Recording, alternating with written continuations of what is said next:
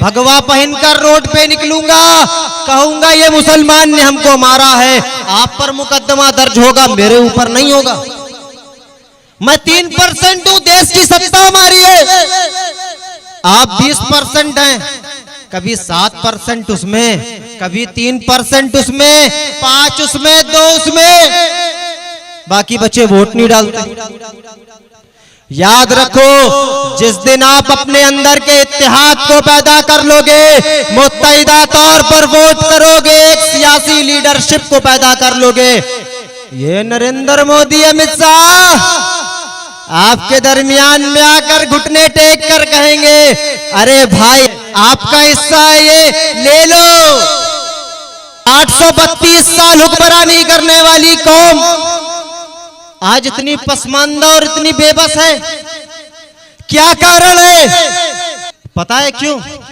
313 थे तो इत्तेहाद था, लाखों के लश्कर पर भारी थे, आज 35 करोड़ है, सत्ता कांग्रेस बसपा में बटे हैं। मैं जब रास्ते में आ रहा था तो ये संघ परिवार के लोग मुझको फोन करके धमकी दे रहे थे, पंडित तुझको मार देंगे। अरे जा नरेंद्र मोदी, योगी आदित्यनाथ, किसी के बाप में दम नहीं कि पंडित को मार दे। जब तक अल्लाह ने जिंदा रखा है तब तक कोई नहीं मार सकता। हमारे ओवैसी साहब पर भी उत्तर प्रदेश में गोली चलाई थी 2 आतंकवादियों ने, ऊपर वाले ने ऐसा इंसाफ किया कि उनको जमानत देने वाला जज खुद चला गया, फिर वो जेल में चले गए। बताओ, क्या सदुद्दीन ओवैसी के पास पैसे की कोई कमी है? कोई कमी नहीं। एक अकेला तन्हा रातों में आपके दरमियान को आता है, वोट मांगता है कि मुझको नहीं नेता बनाओ, आप खुद नेता बनो। लेकिन आप कहते हो मैं नेता क्यों बनूं, मैं सियासत क्यों करूं? लेकिन मेरे भाई एक बात याद रखो, जिस दिन आप अंसारी समाज, मेमन समाज, ये सिया, सुन्नी, देवबंदी, बरेलवी, इन सब में बटे रहेंगे ना, आपका इस्तेमाल होता रहेगा, आपका इस्तेसाल होता रहेगा, कुछ नहीं मिलेगा। हम 3% हैं, सत्ता पर काबिज हैं, देश की सत्ता हमारी है। भगवा पहनकर रोड पे निकलूंगा, कहूंगा ये मुसलमान ने हमको मारा है, आप पर मुकदमा दर्ज होगा, मेरे ऊपर नहीं होगा। मैं 3% हूं, देश की सत्ता हमारी है, आप 20% हैं, कभी 7% उसमें, कभी 3% उसमें, 5 उसमें, 2 उसमें, बाकी बच्चे वोट नहीं डालते।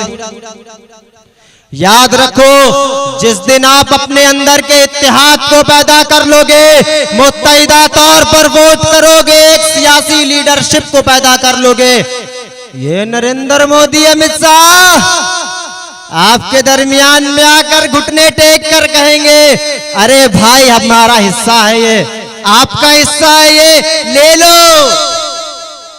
आज ये संघ परिवार और आरएसएस के मोहन भागवत खड़े हो जाते हैं, कहते ये मुसलमान 2-2, 3-3 बीवी रखते हैं।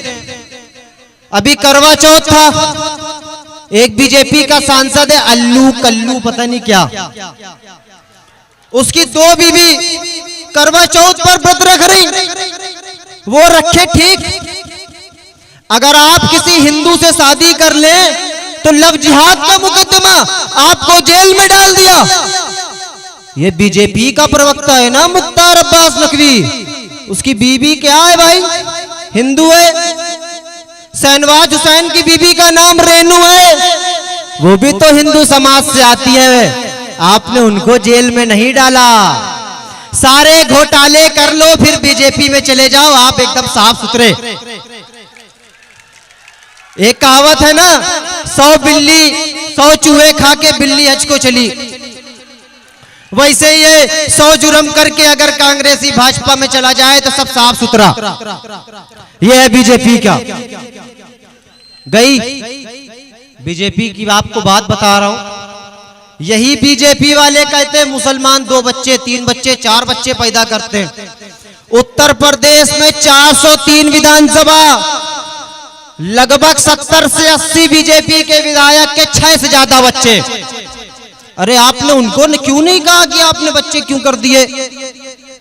बताओ।